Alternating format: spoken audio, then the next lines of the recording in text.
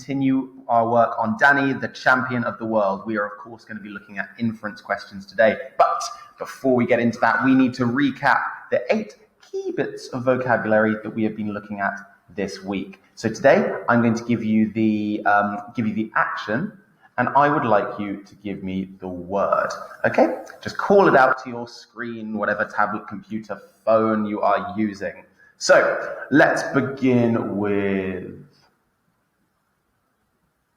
wandered. Very good. Next one, let's go for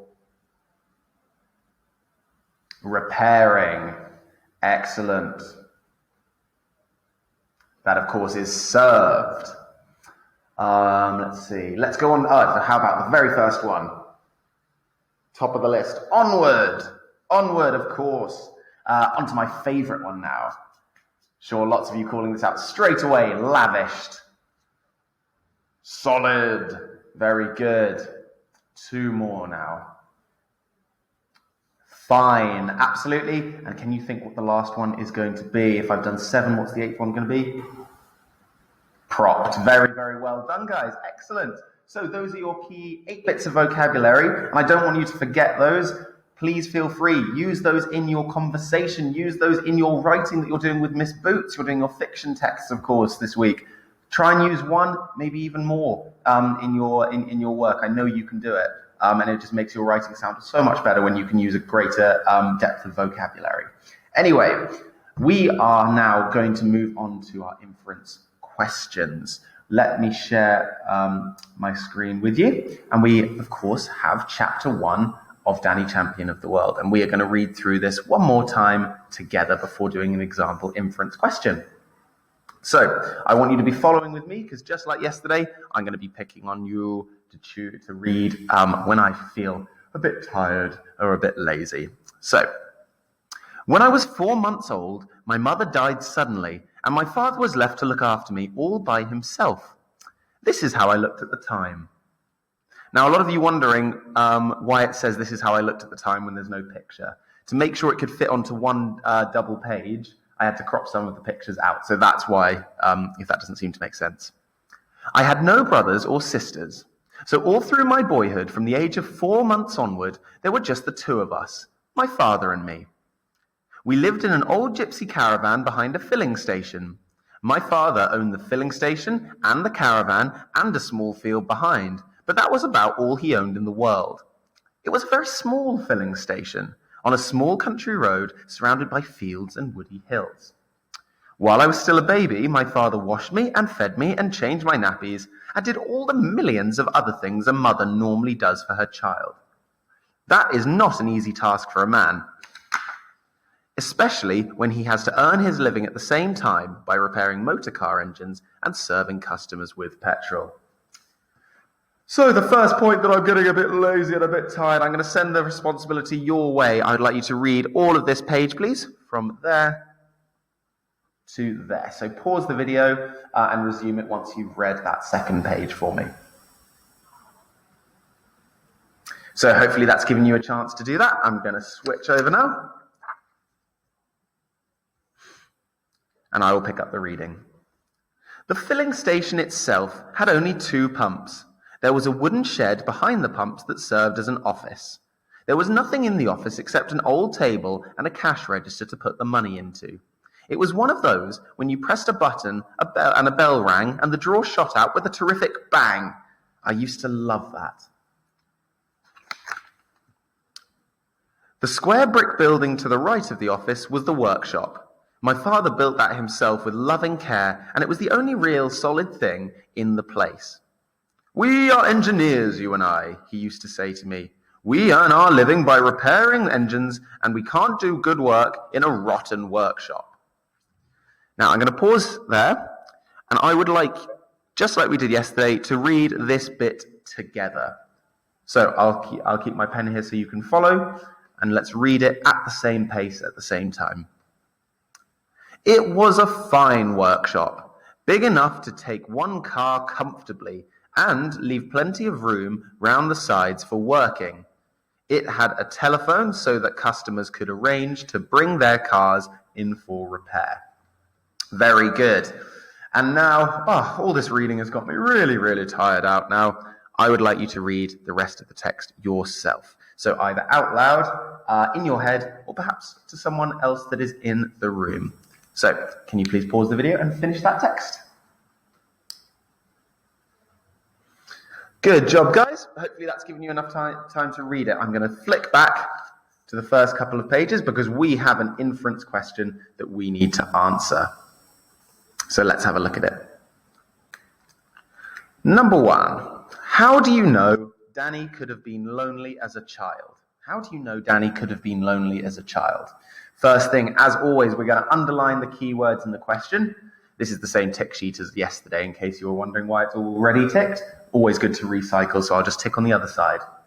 So, how do we know Danny could have been lonely as a child? Well, the 2 key words I would say are lonely, because we need to find a bit of evidence that shows he could be lonely, and child. There's no need talking about him as a teenager or as an adult. We need to know that it was as a child, when he was younger. You could highlight Danny as well, but because the whole double page is about Danny, there's not really much point doing that because we'll be stopping every other second. So we know it's on page, it should say it's page 1 as well. So we'll go back to here and we're going to complete step 2, which is skim and scan the text for those key words, lonely and child. And remember, we may not find the exact words there, so we need to think of looking at some synonyms for these words. So instead of lonely, you could have isolated, or instead of child, you could have toddler, infant, 3 years old, or something like that. So we need to look at quite a broad range of different words. So instantly, I can see on the first line, 4 months old, which would definitely suggest that he's a child there. I've also seen, just from scanning, there's loads in this first paragraph, all by himself. And why have I highlighted that? Because means the same as lonely, all by himself.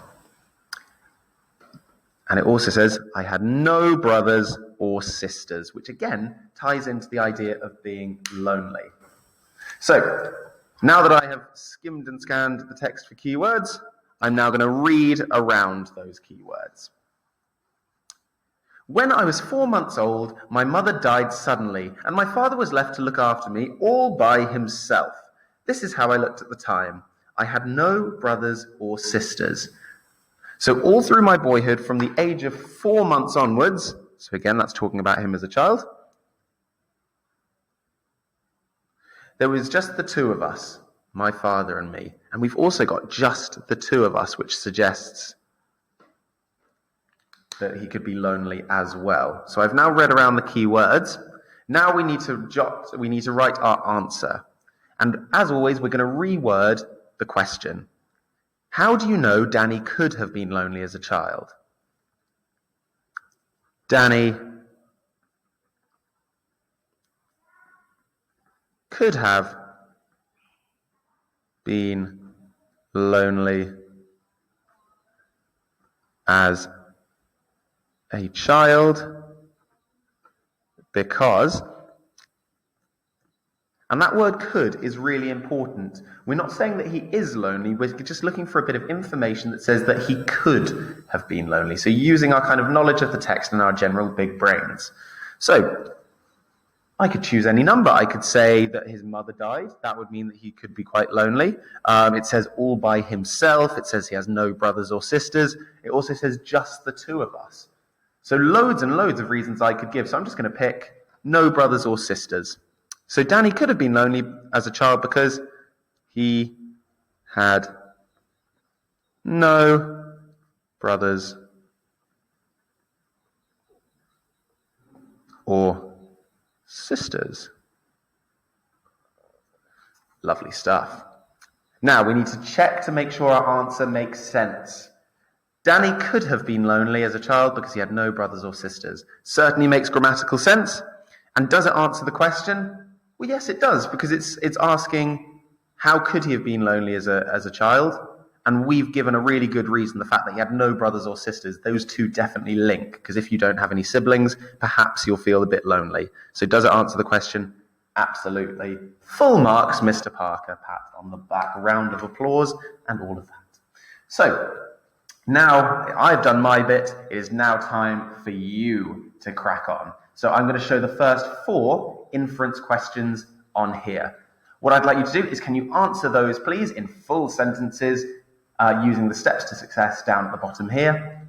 And then can you resume the video when you're ready to go through the first 4 answers, okay? Off you go. So hopefully you've had enough time now to go through those. Grab a different color pen or pencil and get ready to mark.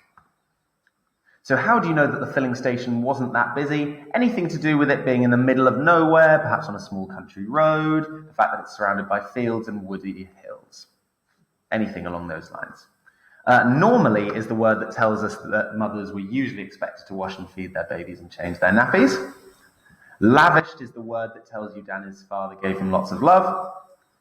And then how do you know that Danny didn't care about his appearance? Well, because he was scruffy, sometimes covered with grease and oil.